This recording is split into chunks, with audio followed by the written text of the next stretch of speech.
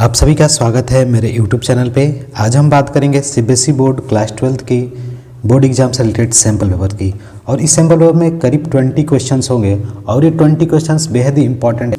AIJ is a skew symmetric matrix of order n, then इसमें से क्या option होगा। ठीक है, तो देखिए पहले आप जानिए कि स्क्यू सिमेट्रिक मैट्रिक्स है क्या।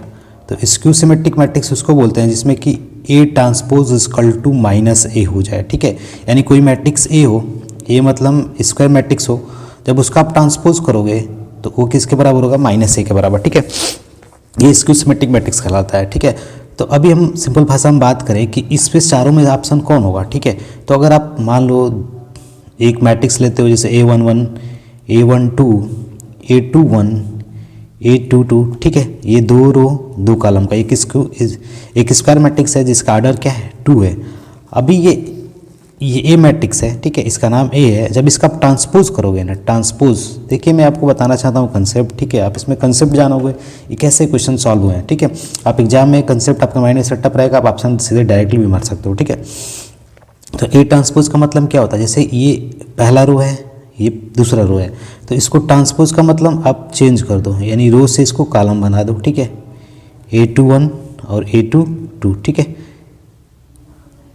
जैसे ये रहा, ये पूरा चीज़ है ना नीचे उतर गया, A1, A12, A21, A22, ठीक है, यानी रो को हमने कॉलम बना दिया। तो ये होता है, देखो यहाँ पर लिखा है कि A ट्रांसपोज, यानी A ट्रांसपोज ये हुआ इक्वल टू -A। ठीक है, अब ये -A इधर आएगा तो क्या हो जाएगा, आप ध्यान से देखोगे AT + A इक्वल टू 0 हो जाएगा। ठीक है, तो अगर आप इस ट्रांसपोज को इसमें जोड़ोगे तो देखो A1 करके 2 बार A1 हो जाएगा, ये A1, ठीक है, ये वाला क्या होगा A12 + A21, ठीक है, ये हो जाएगा।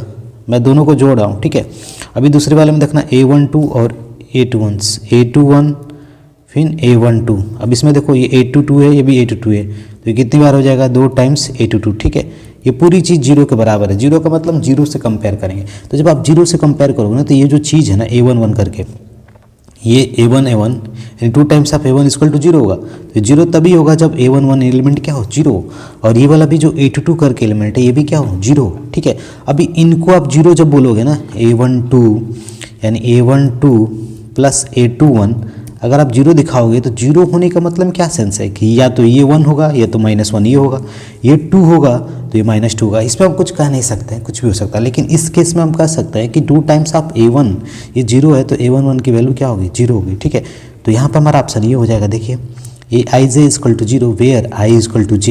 I इक्वल टू J का मतलब रो की संख्या कॉलम की संख्या के बराबर। ठीक है, अगर मैं पहले रो पहले कॉलम की बात कर रहा हूँ तो एलिमेंट 0 है, दूसरे रो दूसरे कॉलम की बात कर रहा हूँ तो वो भी एलिमेंट क्या है, 0 है। तो एक चीज़ आप याद रखिएगा, जब भी आप किसी स्क्वायर मैट्रिक्स का ट्रांसपोज करते हो तो क्या चीज़ें सेम रहती हैं, जो डायगोनल्स के एलिमेंट्स है ना, देखो ये चेंज सेम रहेंगी, बस चेंज क्या होगा, नॉन डायगोनल्स के एलिमेंट्स। ठीक है, यानी ये वाली चीज़ें चेंज हो जाएंगे, ये वाला सेम रहेगा। देखो A11 यहाँ पे भी, A22 यहाँ पर है, इसीलिए आप याद रखिएगा जब भी अगर ऐसा क्वेश्चन आता है कि ए स्क्यू सिमेट्रिक मैट्रिक्स है तो उसमें क्या चीज़ें होंगी, तो आप सीधे बोल सकते हो कि ये डायगोनल के एलिमेंट्स क्या होंगे, 0 होंगे, जहाँ पे ये शर्तें होंगी। ठीक है, बातें क्लियर, आप स्क्यू सिमेट्रिक मैट्रिक्स समझ गए कि A transpose equal to -A होता है। अभी सिमेट्रिक मैट्रिक्स की बात करते हैं तो सिर्फ उसमें होता है A transpose equal to A। ठीक है, उसकी भी कुछ प्रॉपर्टीज़ हैं, आप पढ़ सकते हो। ठीक है, चलते हैं नेक्स्ट क्वेश्चन की तरफ। देखिए नेक्स्ट क्वेश्चन क्या है मेरा, नेक्स्ट क्वेश्चन ये बोला हुआ है कि अगर A स्क्वायर मैट्रिक्स है ऑफ ऑर्डर 3, यानी अभी अपने स्क्वायर मैट्रिक्स है ना, स्क्वायर मैट्रिक्स में होते क्या है कि जितना रो होगा उतना ही कॉलम होगा। ठीक है, अगर 3 कॉलम का मैट्रिक्स है, इसका मतलब ऑर्डर कितना हो गया, इसका 3 हो गया, तो ये भी एक स्क्वायर मैट्रिक्स है। ठीक है, स्क्वायर मैट्रिक्स है। ठीक है, ए इज ए स्क्वायर मैट्रिक्स।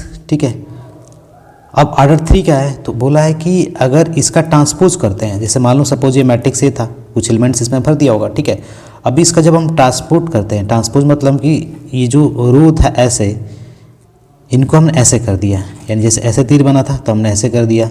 ठीक है, ऐसे कर दिया, यानी रो को कॉलम बना दिया, यही कहलाता है ट्रांसपोज। ठीक है, उसमें क्या चीज़ें चेंज नहीं होती हैं, डायगोनल एलिमेंट्स सेम रहते हैं, डायगोनल एलिमेंट्स सेम रहते हैं। ठीक है, इस चीज़ को याद रखिएगा। तो देखो एक और चीज़ कि अगर आप कोई ए मैट्रिक्स है तो ए मैट्रिक्स का जो डिटरमिनेंट की वैल्यू होती है, डिटरमिनेंट का सिंबल ये होता है determinants of a matrix square matrix equal to a dash मतलब कि जो इसका ट्रांसपोज है उसका भी डिटरमिनेंट क्या होगा, उसके बराबर ही होगा। अगर आपको इसको समझना है तो आप प्रैक्टिकली कोई एग्जांपल ले लो, जैसे 1 है, 2 है, 3 है, 4 है। अभी एक मैट्रिक्स है, इसका जब डिटरमिनेंट्स आप निकालोगे, डिटरमिनेंट्स मतलब मॉड है, ठीक है, तो 4 1 जा 4, 2 3 जा 6, 4 - 6 दैट इज अ -2, ठीक है। ये क्या हो गया -2। अभी इसका हम ट्रांसपोज करते हैं, ट्रांसपोज बोले तो आपने जाना कि ये रो से पूरा कॉलम बना देंगे, यानी 1 2 1 2 हो जाएगा। और ये वाली जो चीज़ होगी ये क्या हो जाएगी आपकी 1 2 हो गई, और ये वाली जो चीज़ है ये 3 4 हो जाएगी, रो को कॉलम, ठीक है। तो अब देखोगे डायगोनल चेंज नहीं हुआ, डायगोनल वही है 1 4, तो 1 4 जा 4, 2 3 जा 6 दैट इज़ अ -2, यानी ये वाला भी वैल्यू क्या है -2। इसलिए मैंने बोला कि जब भी स्क्वायर मैट्रिक्स हो तो उसका जो डिटरमिनेंट की वैल्यू होती है उसके ट्रांसपोज के डिटरमिनेंट के बराबर ही होती है, ठीक है। तो यहाँ पर क्वेश्चन है कि अगर ए ट्रांसपोज का डिटरमिनेंट्स -3 है तो इसका क्या होगा। तो आप एक प्रॉपर्टी पढ़ोगे, जब भी ऐसे चीज़ें होती हैं यानी कम्यूटेड यानी प्रोडक्ट्स में होती हैं, तो जब बाहर आप निकालते हो तो दोनों पर डिटरमिनेंट्स लग जाते हैं, ठीक है। आपने पढ़ा भी होगा, ये एक प्रॉपर्टी है, नहीं पढ़ा तो आप इसको यहाँ से लर्न कर सकते हो, ठीक है। बस याद रखिएगा। तो ए की वैल्यू क्या है -3 हो जाएगी, और एक ट्रांसपोज की वैल्यू भी क्या है -3, तो कुल मिला के 9 हो जाएगा, ठीक है। बातें समझ में आ गई आपको, ठीक है। तो transpose of a matrix equal to उसकी जो डिटरमिनेंट की वैल्यू होगी वो मैट्रिक्स के ही बराबर ही होगी, ठीक है। नेक्स्ट है area of a triangle with vertices A B C is given by, ठीक है।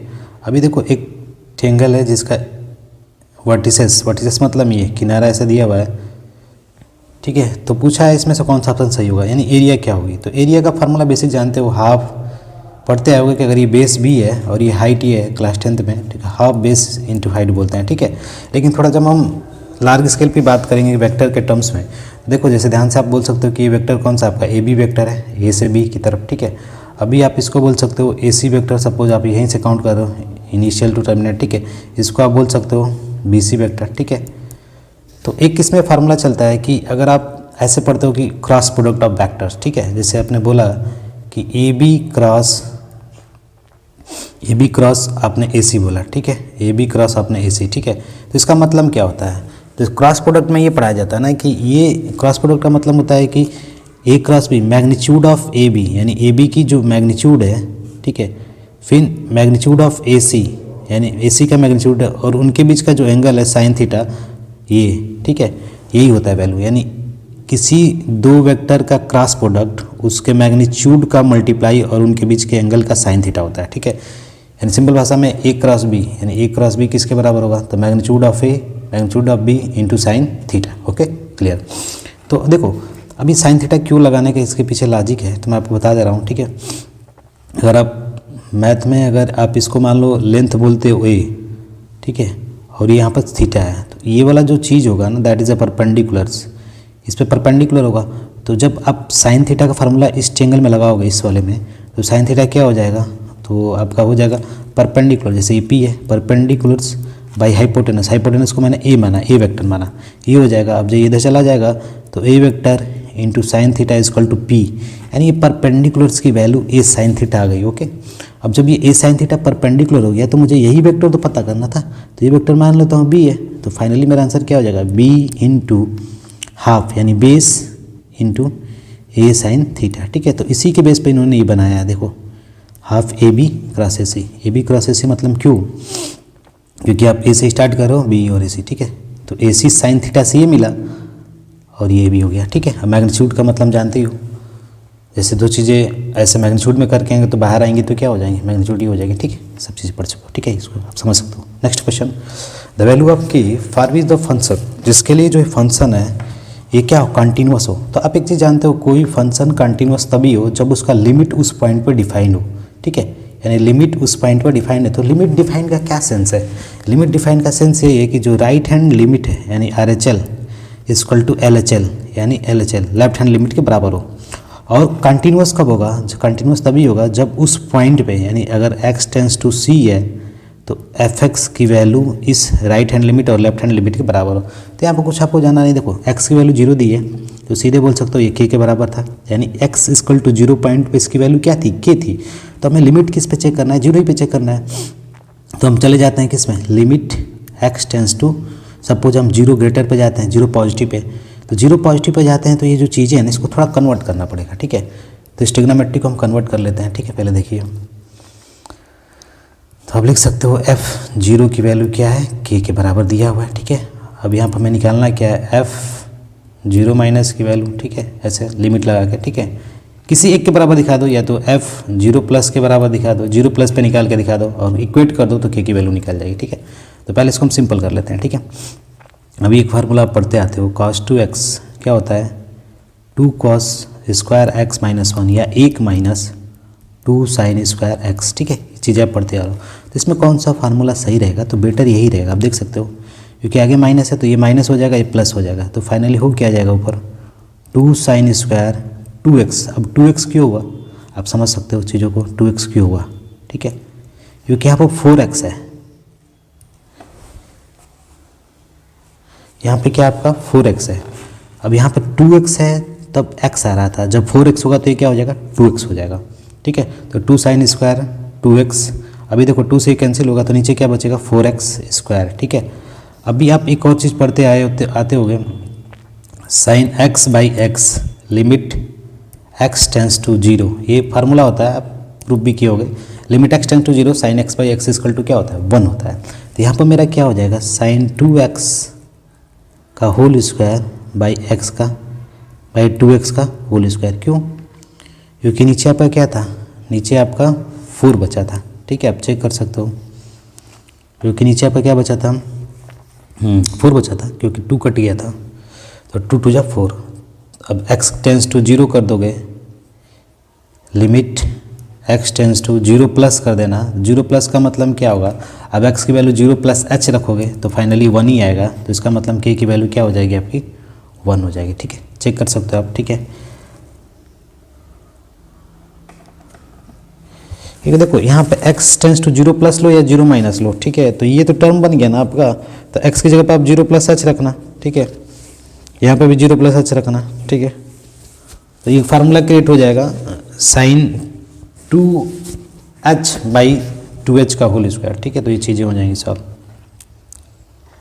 देखिए नेक्स्ट क्वेश्चन क्या है, इफ एफ डैश एक्स, यानी एफ डैश एक्स की वैल्यू ये रही, एफ डैश एक्स का मतलब क्या होता है, differentiation of this function equal to this, ठीक है। अभी किसी फंक्शन का आपने डिफ्रेंशिएट किया तो ये आया था, तो बोला है कि वो एफ एक्स है क्या, ठीक है। तो अगर आप मैं सिंपल भाषा में बोलूँ कि वाई एक फंक्शन है, जब मैं इसको डिफ्रेंशिएट करता हूँ तो d Y by D x आता है, ठीक है, यानी वाई का डैश क्रिएट होता है। तो अगर मैं इसको इंटीग्रेट कर दूंगा तो क्या क्रिएट हो जाएगा, मेरा y आ जाएगा। अगर मैं इसको इंटीग्रेट करता हूँ तो मेरा क्या क्रिएट होगा y। तो आप सिंपल भाषा में इसको इंटीग्रेट कर दोगे तो एफ एक्स आपका क्रिएट हो जाएगा, यानी इंटीग्रेशन ऑफ एफ एक्स किसके रिस्पेक्ट में, डी एक्स के रिस्पेक्ट में, क्योंकि x का फंक्शन है ये, तो हो जाएगा। फाइनली इधर भी इंटीग्रेट कर दीजिएगा x प्लस 1 बाई एक्स, ठीक है। तो x से एक इंडिविजुअल फंक्शन है, x से क्या हो जाएगा एक्स स्क्वायर बाई 2, ऑप्शन से चेक कर लीजिए आप, ठीक है, एक्स स्क्वायर बाई 2, और 1 बाई एक्स से क्या होता है लॉग मॉड x, ठीक है, आपने पढ़ा होगा। Integration of 1 by x D x, ये सब फार्मूले आपको रटना पड़ेगा, log mod X plus C, ठीक है, ओके, दैट इज इस बी ऑप्शन, ठीक है, ओके। नेक्स्ट क्वेश्चन 6, ठीक है। तो यहाँ पर क्वेश्चन क्या दिया है, डी बाई डी एक्स का whole power D Y by bracket में D Y by D X का इस ऊपर के पूरा 4 पावर है, ठीक है। तो आप ध्यान से सकते हो यहाँ पे कंपोजिट फंक्शन की तरह सेंस है। अब कंपोजिट फंक्शन का सेंस क्या होता है मैं आपको बता दूँ, जैसे अपने लिखा 2x plus 5 equal to y इसके पावर 4। अब बोल दिया जाए कि इसको आप डिफ्रेंशिएट करिए, ठीक है। जब आप इसको डिफ्रेंशिएट करते हो तो d Y by D x लिखते हो, तो यहाँ पर देखोगे हम x के रिस्पेक्ट में कर रहे हैं, लेकिन ये पूरा x है नहीं, ये x से रिलेटेड कुछ फंक्शन है, ठीक है।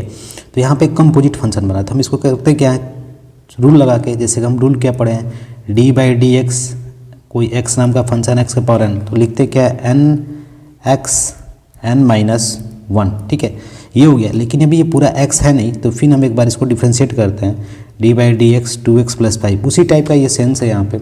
आप देखिए x के रिस्पेक्ट में करना है, तो d Y by D x नाम का कोई चीज़ है, ठीक है, इसके ऊपर पावर 4 है, तो हम इसको डिफ्रेंशिएट करेंगे तो क्या होगा, इसी फार्मूले से x के पावर n से, तो n x n माइनस 1, 4 में से 1 गया 3, फिर आप ये देखोगे d Y by D x x की तरह नहीं है, तो फिर एक बार डिफ्रेंशिएट करेंगे तो d square by by D x square create होगा, ओके। आप चीज़ें समझ गए होगे, देखो ये d Y by D x है, इसके पावर 4 है, तो n x n माइनस 1, 4 में से 3 गया 1। अब ये d Y by D x x की तरफ पूरा एग्जैक्टली इक्वल नहीं है, तो फिर इसका हम डिफ्रेंशिएट किया D square by by D x square. जैसे मैंने आपको बताया ये y इक्वल टू ये था, तो ये x की तरफ एग्जैक्टली फंक्शन नहीं है, थोड़ा हट के है, 2x प्लस 5 कर गया। तो हमने एक बार डिफ्रेंशिएट किया रूल से इस वाले से, तो n(x(n-1) आया, लेकिन 2x प्लस 5 x की तरह नहीं है। तो फिर मैंने डिफ्रेंशिएट किया तो ये क्या आ गया, 2 आ गया। यही रूल यहाँ पर चलेगा। तो अब फाइनली क्रिएट क्या हो जाएगा आपका, तो क्रिएट हो जाएगा 4dy/dx, 4 - 1 3, फिर d स्क्वायर y/dx²। ठीक है, तो ये ऑर्डर कितना हो गया, 2 हो गया, ऑर्डर 2 हो गया। और डिग्री क्या हो जाएगा, डिग्री मतलब जो ऑर्डर 2 है उसके ऊपर राइज पावर। ये जैसे ऑर्डर 2 है ना, डिग्री का सेंस ही क्या है, किसी गिवन डिफरेंशियल इक्वेशन में क्या होना चाहिए कि जो ऑर्डर होता है उस ऑर्डर के ऊपर कितना हाईएस्ट पावर है वही डिग्री होती है। तो यहाँ पर ऑर्डर क्या है, 2 है, 2 और 1 कितना हो गया, 3। समझ गए, ठीक है। तो फाइनली इसका आंसर ये हो गया। अब नेक्स्ट क्वेश्चन चलते हैं। The solution set of the inequalities, जैसे कि इनइक्वालिटीज़ दी है 3x + 5y is less than 4। ठीक है, इसकी वैल्यू लेस देन 4 है, तो इसका सॉल्यूशन सेट क्या होगा। तो आपने पढ़ा होगा लीनियर प्रोग्रामिंग में कि हम सॉल्यूशन सेट वगैरह की बात करते थे। ठीक है, जैसे कि हम यहाँ पे लिख देते हैं x axis y axis that is a positive x, that is a negative x, that is a y negative, that is a y positive. ठीक है, अभी आप ध्यान से देखो, ये 4 से नीचे है, तो 4 से पूरी वैल्यू नीचे है ना, तो इसको कौन सा पॉइंट सेटिस्फाइड कर सकता है। तो अगर आप x की वैल्यू 0 रख दो, y की वैल्यू 0 रख दो, तो पूरा वैल्यू 0 हो जाएगा। इसका मतलब जो इसका आंसर होगा ये ओरिजिन की तरफ भागेगा। ओरिजिन की तरफ भागेगा तो ये हम पढ़ते थे कि open half plane containing the origin, तो ये बी पार्ट्स हो जाएगा। ठीक है, क्योंकि देखो इसका जो भी आंसर होगा इसके नीचे होगा ऐसे वाला। ठीक है, ओपन हाफ प्लेन, ओपन है क्योंकि ये बाउंड्री है नहीं, इसका पता नहीं है क्योंकि ये कई लाइन है, तो ये क्योंकि स्ट्रेट लाइन होगा ना, 3x + 5y = 4, इससे नीचे ही आंसर आना है। इस लाइन पे आंसर मिलेगा नहीं तो नीचे मिलेगा, लेकिन ओरिजिन की तरफ मिलेगा, तो open half plane containing the origin. Okay, ठीक है।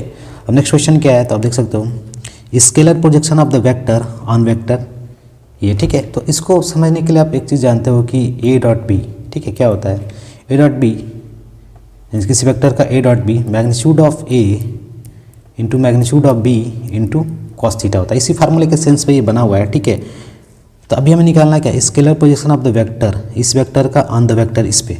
ठीक है, तो इसी सेम फार्मूले से होगा। आप एक बार थिंक करो कैसे इसको करते हैं हम लोग। ठीक है, इसका प्रोजेक्शन इस पे बताना है। ठीक है, तो एक वेक्टर ये बन जाएगा, एक वेक्टर ये बन जाएगा। ठीक है, और उसी के बेस पे आपको बता देना है। ठीक है, तो एक बार थिंक करिए क्या इसके लिए फार्मूला था और सॉल्व करिए। तो फार्मूला सिंपल यही होता है कि जैसे कि इसका में स्केलर प्रोजेक्शन निकालना है ना, तो इसको हम मान लेते हैं वेक्टर ए। ठीक है, तो बोलते हैं a cos थीटा, और बाकी जो चीज़ें हैं वो नीचे चली जाएंगी। a.b यहाँ पर हो जाएगा और मैग्नीट्यूड b हमने इसको वेक्टर माना था। ठीक है, तो a.b का मतलब आप पढ़े हो i.i क्या होता है 1, तो 3 हो जाएगा, फिर 2 × -2 हो जाएगा, फिर -3 और -2 6 हो जाएगा। ठीक है, आप पढ़ चुके हो डाटा कि i.i क्या होता है 1 होता है। ठीक है, j.z क्या होता है 1 होता है। ठीक है, यूनिट वेक्टर j.1। ठीक है, देख क्लियर। ठीक है, तो उसी फार्मूले से हमने किया 3 × 1 3 -1 × 2 -2 × प्लस। ठीक है, ये हो गया अपन मैग्नीट्यूड ऑफ b मतलब ये, तो इसका मैग्नीट्यूड क्या होगा xi, यानी x की वैल्यू 1, y की वैल्यू 2 और z की वैल्यू -3। 1 1 × 1 2 2 × 4 3 3 × 9। ठीक है, तो दैट मीन्स 9 4 13 1 14 √14। ठीक है, तो ये इसका आपका स्केलर प्रोजेक्शन हो जाएगा और ऊपर से सॉल्व कर लीजिएगा। ठीक है, तो 6 3 9 में से 2 गया 7/√14। ओके, ठीक है, तो आप इन चीज़ों को जानिए कैसे हम निकालते हैं स्केलर प्रोजेक्शन। ठीक है, तो जिसका निकालना होता है उसको बोलते हैं a cos थीटा। ठीक है, अगर आप सेंस करना चाहते हो तो आप ऐसे मान लो कि एक वेक्टर a रहा है ये, और ये आपका b वेक्टर है, और यहाँ पर थीटा एंगल है, तो जो ये a cos थीटा इसका कंपोनेंट होगा ना, ये इस पे आएगा, a cos थीटा इस b पे आएगा, तो इसी को हमें निकालना था। a cos theta = a × b/मैग्नीट्यूड b। ठीक है, अगर अगली बार b का निकालना हो तो b cos थीटा इस पे आ जाएगा, तो हमें b cos थीटा लिख के यहाँ पे a लिखना पड़ेगा। ठीक है, बात क्लियर। ठीक है,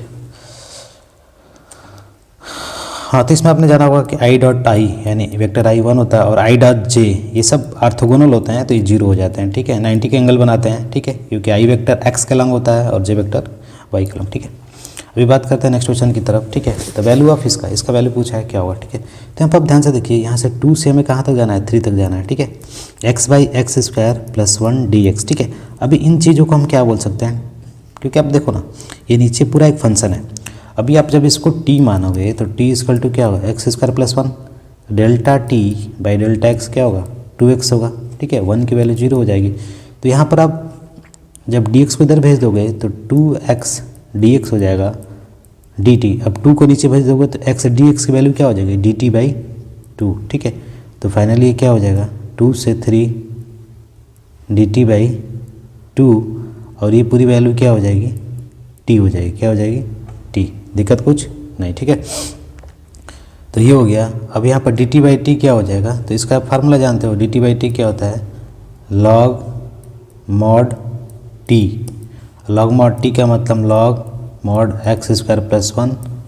अभी ये कहाँ से कहाँ तक है, 2 से लेकर 3 तक, ठीक है ना, 2 से 3 तक। और क्या नीचे आया था आपका, 2 नीचे बचा था, तो 2 आप रख सकते हो, 1/2 बाहर, ठीक है। दिक्कत कुछ नहीं, ठीक है। अब यहाँ पर वैल्यू रख लीजिएगा, 3 3 जा 9, 9 1 10, तो ये हो जाएगा log 10, आप तो बाहर रहना ही है। फिर 2 रखेंगे तो ये अपर लिमिट पहले रखते हैं, माइनस करके लोअर लिमिट, ठीक है, तो log 5 हो जाएगा, ठीक है, चेक कर सकते हो। अब ये फाइनली हो क्या जाएगा, log m - n, तो log m/n, 10/5 that is 2, log 2 हो जाएगा, और आगे हाफ है तो हाफ पावर इस पर चढ़ जाएगा, log 2 के पावर 1/2, या आप ऐसे ही रहने दो, हाफ log 2, ठीक है।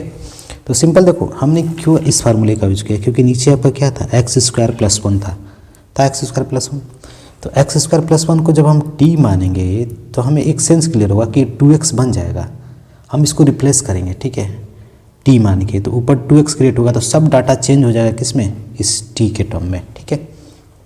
बात क्लियर, ठीक है। तो आपने प्रैक्टिस किया होगा ज़रूर। नेक्स्ट क्वेश्चन है कि अगर A B non singular square matrix है, नॉन सिंगुलर मतलब कि ए की जो डिटरमिनेंट्स की वैल्यू है वो 0 नहीं होगी, ठीक है। ये स्क्वायर मैट्रिक्स है, स्क्वायर मैट्रिक्स जानते हो, ऑर्डर जैसे कि 3 रो 3 कॉलम, जितना रो होगा उतना कॉलम होगा, ठीक है। अब द सेम ऑर्डर, दोनों का ऑर्डर सेम है, तो देन ए बी इनवर्स क्या होगा, तो देखो ए बी इनवर्स है का होल इनवर्स, ठीक है। तो इसका फार्मूला क्या होता है, बी इनवर्स उल्टा हो जाता है अपन ए इनवर्स, ठीक है, दोनों पे इनवर्स लग जाएगा, ठीक है। ऐसे ए बी इनवर्स का होल इनवर्स -1 है ना, तो बी इनवर्स आगे कर दो, फिर -1, ए पीछे कर दो, तो माइनस माइनस प्लस, ठीक है, ये प्लस हो जाएगा और ए के पावर -1, ठीक है। तो ये आपका फाइनली आंसर क्या हो जाएगा, ये हो जाएगा, ठीक है, बी इनवर्स। इसका फार्मूला आप सीधे रट सकते हो, ठीक है। जैसे ए बी लिख के ऊपर माइनस लिख दिया तो बी इनवर्स ए इनवर्स हो जाता है, ठीक है। आप इस प्रॉपर्टी को याद कर सकते हो, ठीक है। बाकी नेक्स्ट क्वेश्चन है, ठीक है, आप देख सकते हो 9 10 हो गया, ठीक है। 11th क्वेश्चन है, इसको आप एक बार देखिए, रीड करिए क्वेश्चन क्या कर रहा है, ठीक है, हम इसको सॉल्व करते हैं।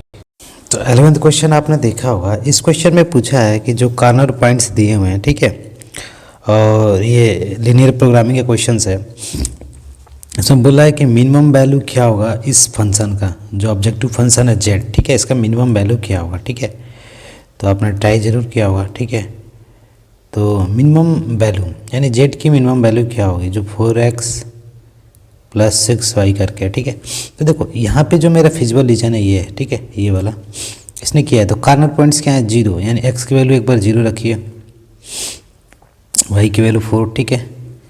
तो ये 24 आया z की वैल्यू, ठीक है। अभी दूसरी बार रखते हैं 0.6 और 1.6, ठीक है। तो 4 × 0.6 + 6 × 1.6 that is 9.6, that is 2.4, that is 12, ठीक है।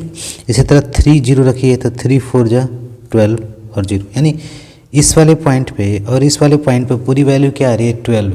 12 क्या है, एक मिनिमम वैल्यू है। मिनिमम वैल्यू का मतलब ये दोनों पॉइंट सेटिस्फाइड कर रहे हैं। इसका मतलब जो आपका आंसर होगा, यानी मिनिमम वैल्यू के लिए ये पूरी लाइन होगी, ठीक है।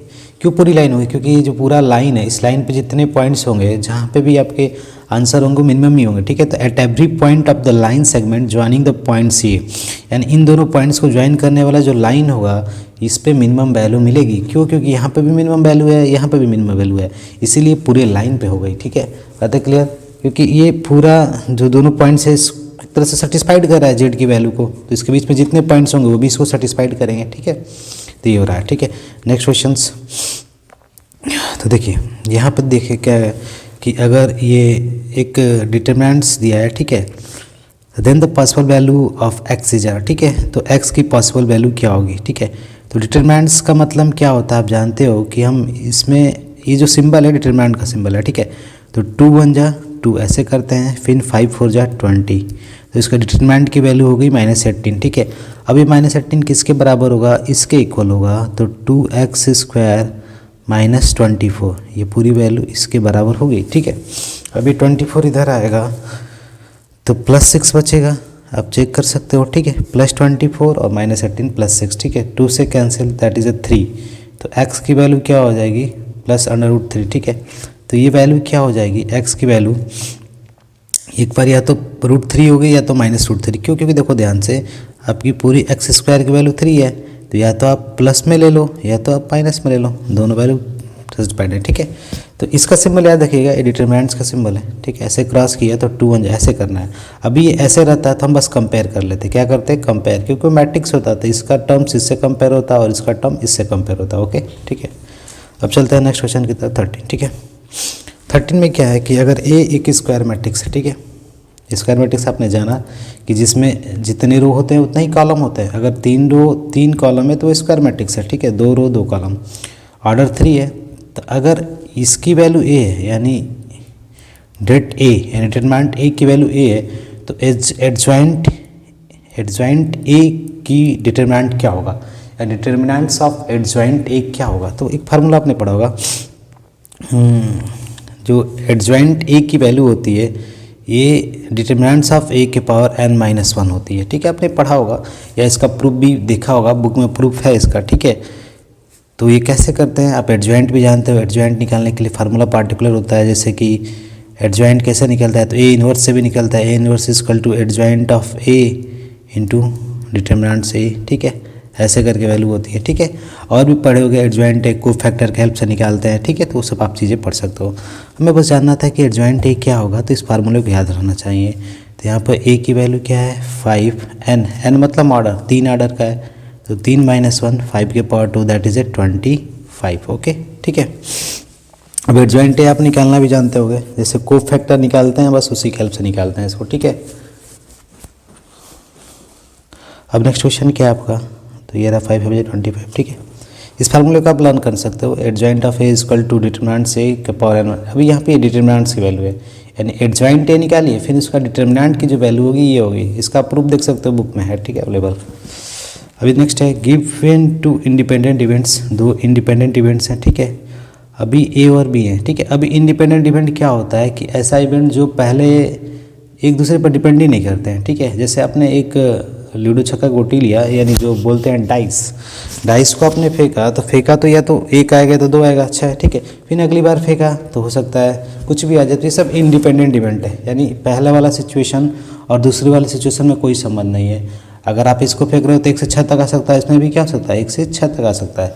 लेकिन अभी एक शर्त कर दिया जाए कि अभी आपके पास जैसे कि 3 बॉल है, ठीक है, रेड ग्रीन ब्लू, ठीक है। आपने एक बॉल निकाल लिया दैट इज़ अ ग्रीन। अब इस बॉल को इसमें आपने रखा नहीं, तो लास्ट में कितना बॉल बचा आपका, रेड और ब्लू। अब जब आप कोई भी बॉल निकालोगे ना, तब उस समय डिपेंडेंट हो जाएगा। क्या हो जाएगा, डिपेंडेंट मतलब कि जो दूसरा कंडीशन या दूसरे से आगे आने वाली जो चीज़ें हैं वो पहले पर डिपेंड करेंगे, ठीक है। तो जैसे ही आपने ग्रीन निकाला तो कितने बॉल बचे, 2, तो अब कहानी चेंज हो गई ना, इसलिए डिपेंडेंट है। इसमें क्या था कि कोई मतलब नहीं था इनसे, ठीक है। तो देखिए 2 इंडिपेंडेंट इवेंट है ए और बी, पी ए की वैल्यू ये रही, पी बी की वैल्यू ये रही। तो आपसे बोला है कि प्रोबेबिलिटी क्या होगा ए डैश इंटरसेक्शन बी डैश, ठीक है। तभी आपने एक चीज़ पढ़ा होगा कि ए डैश होता क्या है, ठीक है। तो ए डैश का मतलब होता है 1 - ए, सिंपल भाषा में।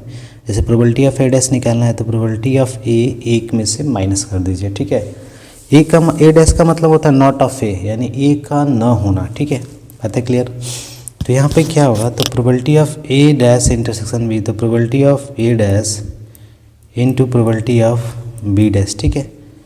तो अभी इसका फार्मूला क्यों आता है ए इंटरसेक्शन बी का है, क्योंकि ये इंडिपेंडेंट इवेंट है तभी हम ऐसे लिखते हैं, ठीक है। इस चीज़ को याद रखिएगा, अगर ये इंडिपेंडेंट इवेंट है तो इसका फार्मूला ये होगा।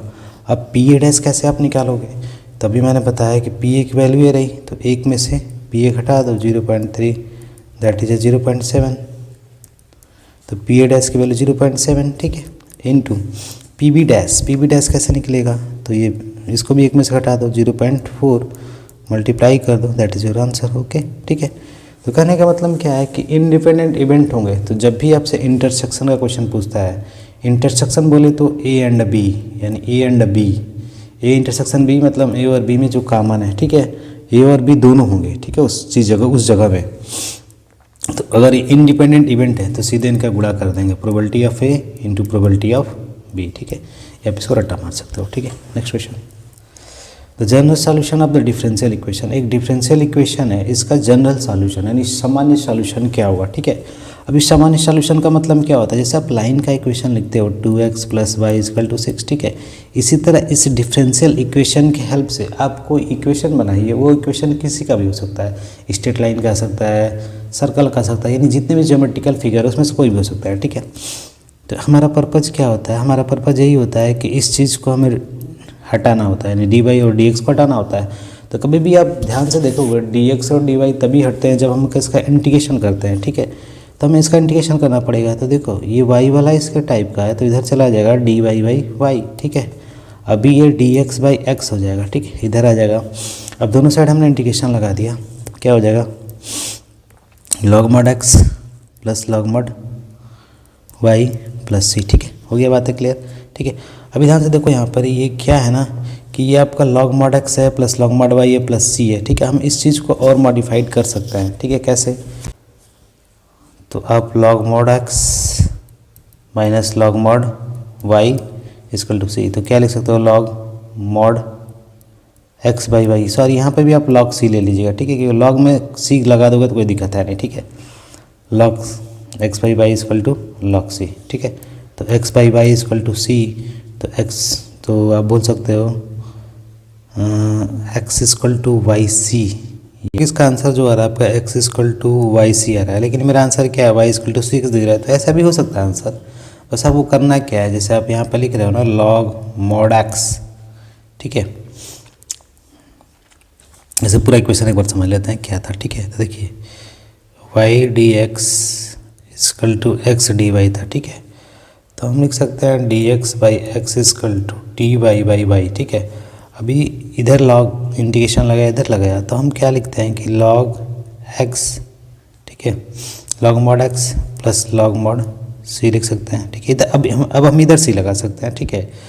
फिर हमने इधर क्या कर दिया, log mod y कर दिया, ठीक है। तो यहाँ पे क्या हो जाएगा आपका, ये हो जाएगा, ये m × n वाला फार्मूला लग जाएगा, log m × n, क्योंकि आप पढ़े हो c × x log m plus log n, ठीक है, = log y। अभी ये y है सी एक्स, तो y = cx हो गया कि नहीं, प्रूफ, ठीक है। तो आप कांस्टेंट टर्म इधर उधर करोगे तो वैल्यू चेंज हो सकती है आपकी, ठीक है, बात है क्लियर। तो आप चाहे ऐसे लिखो, चाहे पीछे वाला था x = cy, ये भी चल जाएगा, ठीक है। नेक्स्ट क्वेश्चन की तरफ चलते हैं, ठीक है। अब देखिए नेक्स्ट क्वेश्चन क्या है, y = sin इनवर्स x है, देन 1 - x² y2 क्या होगा, ठीक है। अभी देखिए y = क्या है आपका sin इनवर्स x है, ठीक है। अभी आपसे बोला है 1 - x² × y2 बोले तो आपको यहाँ पर y का डबल डैश, ठीक है। डबल डैश का मतलब इसका आपका 2 बार डिफ्रेंशिएशन करना है, ठीक है। तो y डैश का मतलब sin इनवर्स x का आपने डिफ्रेंशिएशन पढ़ा होगा, -1/√1 - x², ठीक है, ये पढ़ा होगा। फिर आप एक बार इसका और डिफ्रेंशिएट करोगे तो y डैश आएगा, ठीक है। अब y डैश की वैल्यू निकाल के आपको यहाँ पे क्या करना पड़ेगा, पुट करना पड़ेगा, ठीक है। तो पुट कर दोगे तो जो आंसर होगा आपको इसमें सॉल्यूशन मिल जाएगा, ठीक है। तो आपको जानना था कि हमें करना क्या है, ठीक है। तो आप इसको तो लर्निंग करना पड़ेगा, dy बाई dx क्या होता है साइन का, तो -1/√1 - x², ठीक है। अभी मैं बता दे रहा हूँ कि आपको अगर -1/√1 - x² है तो आप इसको लिख सकते हो, जब ये ऊपर जाएगा तो माइनस पावर -2 हो जाएगा, ठीक है। दिक्कत कुछ, क्योंकि रूट में है ना, तो ऊपर जाएगा तो -1/2 हो जाएगा, ठीक है। अभी -1 से कोई मतलब है नहीं, तो फिलहाल में पूरा चीज़ ये ऐसे बन गया, ठीक है। अब इसको आप डिफ्रेंशिएट कर सकते हो इजीली, पूरा को मान लो x, फिर n, xn - 1 का फार्मूला लगेगा, ठीक है। ये माइनस प्लस हो जाएगा, n-1, ठीक है, तो -1/2 होगा। फिर ये पूरा चीज़ अभी x की तरह नहीं है, तो फिर डिफ्रेंशिएट करेंगे तो -2x होगा, ठीक है। तो ऐसे आप सॉल्व करके इसलिए लिख सकते हो, ठीक है। अब यहाँ पर y2 की वैल्यू पुट करके आप इसको सॉल्व कर सकते हो, ठीक है। मुझे बताना था तरीके क्या हैं, ठीक है, बस आपको ये जानना था। इसमें कोई दिक्कत नहीं होगा आपको, क्योंकि ये ऊपर चला जाएगा तो -1/2 होगा, ठीक है। अभी ये पूरा x मान लेते हैं, तो इसका फार्मूला क्या है, पढ़े भी हो, dy/dx x के पावर n, x कोई इसकी तरह मिलता जुलता कोई फंक्शन है, ठीक है। मिलता जुलता मतलब अगर पूरा प्योर एक्स है तो कोई दिक्कत नहीं है, लेकिन थोड़ा मिक्स है तो इसको हम एक बार करेंगे एन, जैसे n x n minus one, ठीक है। अब ऐसे करके हम सॉल्व कर लेंगे, ठीक है। जैसे मैं आपको दिखा रहा हूँ एक करके, जैसे देखिए अगर मान लीजिए वन माइनस एक्स के पावर माइनस वन है, ठीक है, इसका करना है d Y by D x, ठीक है। तो n x n minus one, ठीक है। अब ये पूरा एक्स की तरह नहीं है क्योंकि इसमें थोड़ा दो लोग हैं, तो एक बार और डिफरेंशिएट करते हैं तो क्या होगा, वन का वैल्यू जीरो होगा और माइनस एक्स का क्या होगा माइनस वन, ठीक है। Delta x by x one होता है, ठीक है। अब आप इसको मल्टीप्लाई वगैरह करके लिख सकते हो, ठीक है। अगर ए और बी हो such that magnitude of A B ये है और ए डॉट बी है, तो ये क्या होगा, ठीक है। तो अगर हमें इसकी वैल्यू बतानी है, ठीक है, modulus of A minus two B, तो पहले हमें इसका स्क्वायर का फार्मूला जानना पड़ेगा। तो स्क्वायर का फार्मूला क्या होता है, ए माइनस टू बी, ठीक है, वेक्टर है ए माइनस टू बी, ठीक है। ऐसा क्यों, क्योंकि आप देख सकते हो डॉट प्रोडक्ट क्या होता है, जैसे कि ए डॉट बी का मतलब क्या होता है, magnitude of A magnitude of B cos theta. लेकिन यहाँ पे दोनों वेक्टर सेम है, ये दोनों सेम है, तो कॉस जीरो की वैल्यू क्या हो जाएगी, वन हो जाएगी, और वन हो जाएगी। तो ये देखो ए माइनस टू बी का मतलब क्या है, दो बार इसको लिखा गया ए माइनस टू बी फिर ए माइनस टू बी, ठीक है। तो वही बात है। अब इसका हम डॉट प्रोडक्ट लेते हैं तो क्या होगा, ए डॉट ए स्क्वायर, ठीक है, फिर ए माइनस टू ए बी एक यहाँ से मिलेगा माइनस टू ए बी, ठीक है। फिर इसका किया A B minus two B A, वही है ए बी, फिर ये हो जाएगा फोर बी स्क्वायर, ठीक है। अभी देखो ये ए डॉट ए है, ठीक है। अभी आप मैंने स्क्वायर किया ए डॉट ए है, तो ए डॉट ए का मतलब मैंने बताया था दोनों सेम वेक्टर है, तो magnitude of A magnitude of B into cos zero, क्योंकि दोनों जब सेम वेक्टर होंगे तो एक ही पे लाई करेंगे, तो इनके बीच का एंगल जीरो होगा, तो कॉस जीरो की वैल्यू वन, ठीक है। तो ये क्या हो जाएगा मॉड ए स्क्वायर, ठीक है। ये वाला पूरा हो जाएगा फोर बी स्क्वायर,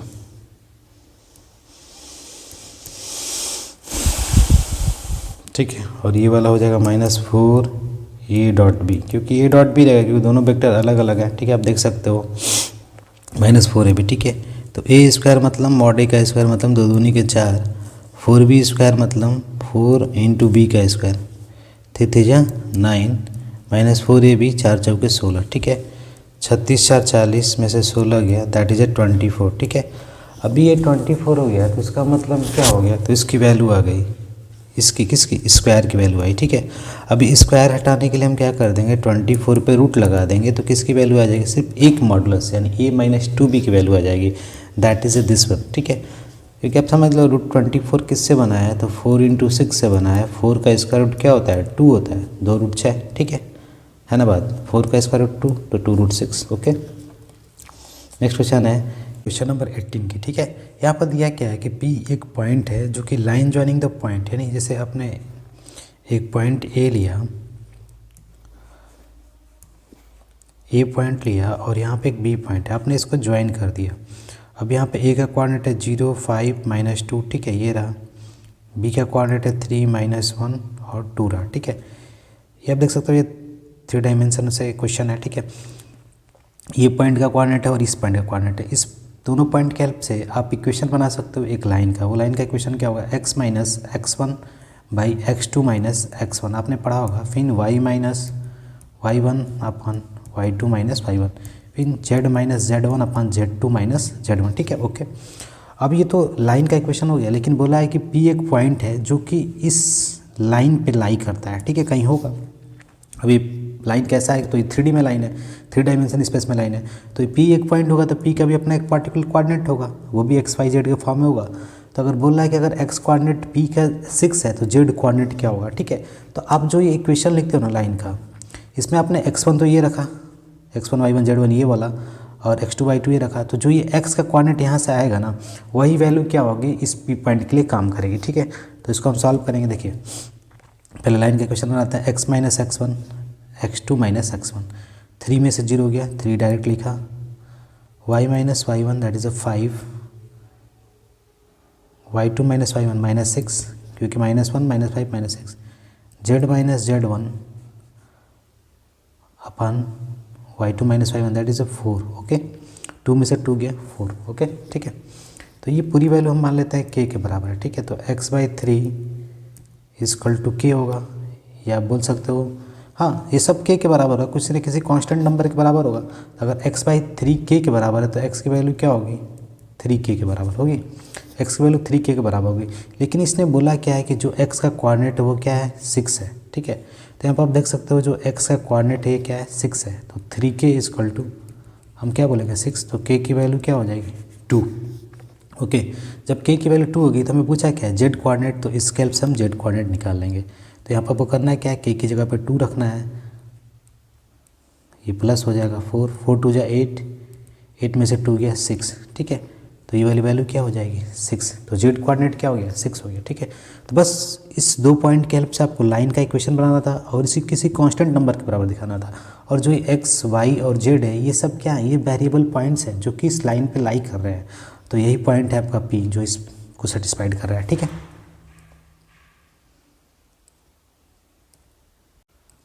अभी देखिए नेक्स्ट क्वेश्चन क्या है। नेक्स्ट क्वेश्चन आपका ये रहा कि the domain of the function, यानी जो ये सेक इनवर्स है इसका डोमेन ये होगा। एक्सेशन रीजन वाला क्वेश्चन होगा, आपने पढ़ा होगा, ठीक है। और सेक इनवर्स -2 की वैल्यू ये होगी, ठीक है। तो आप देख सकते हो कि सेक इनवर्स 2x का क्या ये डोमेन होगा। तो आप पहले जानो कि सेक इनवर्स x कैसे समझेंगे। तो सेक इनवर्स x का मतलब क्या होगा, x की वैल्यू आप दोगे तो कुछ ना कुछ सेक इसकी वैल्यू आएगी। तो यहाँ पर जो भी वैल्यू आएगी ना वो किस में आएगी, सेक π/6 या कुछ करके आएगी। इसका मतलब इसकी जो वैल्यू होगी वो किस में होगी, नंबर में होगी, रियल नंबर में होगी, ठीक है। यानी 1 2 3 जो भी चीज़ें होंगी, ठीक है, वो होंगी। तो कहने का मतलब क्या है कि x की वैल्यू कैसे पता करेंगे अगर आपको याद नहीं है तो, ठीक है। तो आप जानते हो, देखो cos x को अगर हम उल्टा करते हैं 1/cos x तो क्या होता है sec x, ठीक है। मैं आपको तरीका बता रहा हूँ कि अगर आप भूल जाते हो कि इसका डोमेन क्या होता है सेक इनवर्स x का, अगर आपको डोमेन याद है तो बहुत बेटर है। डोमेन आप डायरेक्टली याद भी कर सकते हो, -∞ से लेकर -1 के बीच तक, ठीक है। -1 तक -∞ पर डिफाइन नहीं होगा, और यूनियन होगा 1 से लेकर इन्फाइनाइट तक, ठीक है। 1 पे डिफाइन होगा, इन्फाइनाइट पे नहीं होगा। देखो इसका आप इसको डायरेक्टली याद कर सकते हो, ठीक है। अगर नहीं याद कर पा रहे हो तो आप यहाँ से देख लो, सेक एक्स की वैल्यू क्या होती है, कॉस एक्स के बराबर, ठीक है। सेक एक्स की वैल्यू किसके बराबर होती है, कॉस एक्स के बराबर, ठीक है।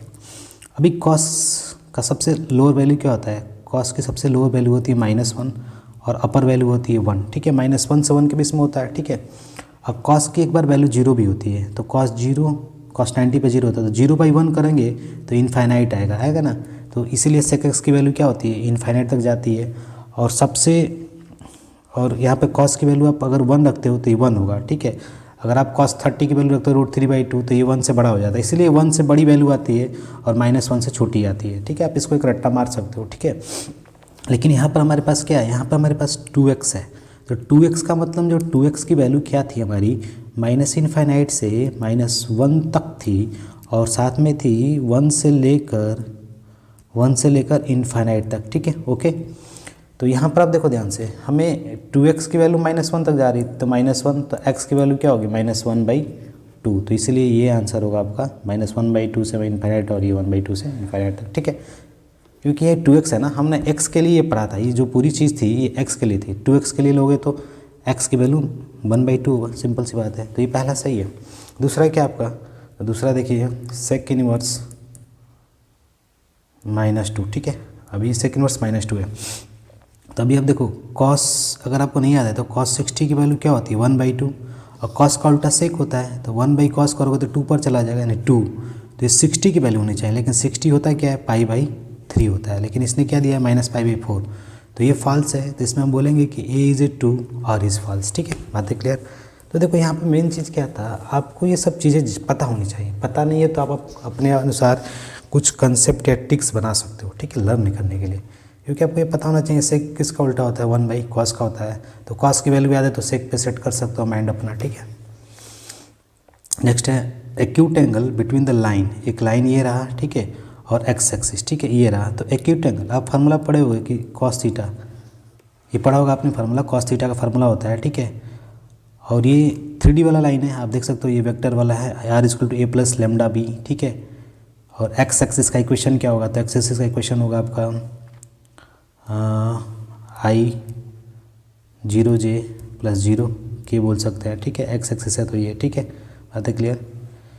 तो यहाँ पर आप कॉस थीटा का फार्मूला लगाओगे तो पड़ा होगा अपने A1 into A2 plus B1 into B2 plus C1 into C2 directions, ठीक है, अपन A² plus B² plus C² फिर A2² plus B2² plus CT², ठीक है। अपने फिलहाल में ये फार्मूला पढ़ा होगा, ठीक है। तो इसके लिए आप सॉल्व करोगे तो यहाँ पर वैल्यू आप निकाल लोगे, ठीक है। तो इसका हम फार्मूला लगा लेते हैं, ठीक है। देखिए ए प्लस लेमडा बी की वैल्यू ये रही, ये पीछे वाला देखो आप पढ़े हुए vector r equal to A plus lambda B, ठीक है। ये पीछे वाला ही डायरेक्शन को साइंस बताता है, ठीक है। और आप बता सकते हो इक्वेशन इसका, ठीक है, खुद cos theta equal to A1 into A2। तो ये यहाँ पे देखो आई माइनस जे है तो 1i 1j, ठीक है। और जेड के लिए आपका 0 आई जे के लिए 0 हो जाएगा, ठीक है, आगे वाला, ठीक है। तो A1 1 इंटू एक्स एक्सिस के लिए क्या हो जाएगा, तो एक्स एक्सिस के लिए आपका 1i plus 0j cap plus 0k cap, ठीक है। तो कॉस थीटा की वैल्यू क्या हो जाएगी, ये हो गया आपका 1 ये और यहाँ से 1, ठीक है, प्लस -1 इंटू 0 प्लस 0 इंटू 0, ठीक है, अपन A² मतलब इसका 1 1 उसका 2√2 और ये वाले में √1, ठीक है। क्योंकि ये वाला जो आपका एक्स एक्सिस है इसका इक्वेशन ही होगा 1i 0j, ठीक है, आई कैप में रिप्रेजेंट होगा यूनिट वेक्टर के फॉर्म में, ठीक है। तो ये हो जाएगा, तो यहाँ पर बचेगा 1 ये 0, तो 1/√2 1/√2 का मतलब cos 45। तो cos 45 की वैल्यू क्या होती है, ये होती है π/4, ठीक है। आप चेक कर सकते हो, पाई का मतलब 180 को 4 से डिवाइड करिएगा 45 आपको मिल जाएगा, ठीक है। तो एक बेसिक सा फार्मूला था जैसे यहाँ पर लिखा भी है, देख सकते हो आप, ठीक है। पिनिजन बोल रहा है कि अगर ये ऐसे है, ये ऐसे है, ये वाला पीछे वाला लेमडा बी करके टर्म होता है तो ये डायरेक्शन कोसाइन होता है, ठीक है। ये वाला हो गया ऐसा, ठीक है। तो हमने क्या किया, A1 into A2 plus B1 into B2 plus C1 into C2 अपन ये हो गया, ठीक है। बात वही है, ठीक है, आप इस चीज़ को आप रट सकते हो, ठीक है। तो दोनों चीज़ें सही हैं, ठीक है, बातें क्लियर। तो यहाँ पर बोथ आर ट्रूस, ठीक है, both A and R is true and R is a correct explanation of A, ठीक है। जो आपका असर्शन है उसका करेक्ट एक्सप्लेनेशन यही है, ठीक है। क्योंकि हमें इसमें एंगल ही बताना था तो इसने बोल दिया कि एंगल का फार्मूला ये है, तो इस फार्मूले से आपने इसको सॉल्व कर लिया, ठीक है, बातें क्लियर। तो आप ये चीज़ें समझ गए होंगे, ठीक है। तो इसके लिए फार्मूला आप लर्न करिए, ठीक है, जो भी बेसिक चीज़ें फार्मूले हैं, ठीक है। तो आज के लिए बस इतना ही, मिलते हैं अगले क्लास में नए कंसेप्ट के साथ। तब तक के लिए धन्यवाद। अगर आपको ये काम पसंद आता है तो एक बार लाइक शेयर और सब्सक्राइब जरूर कर दें। धन्यवाद।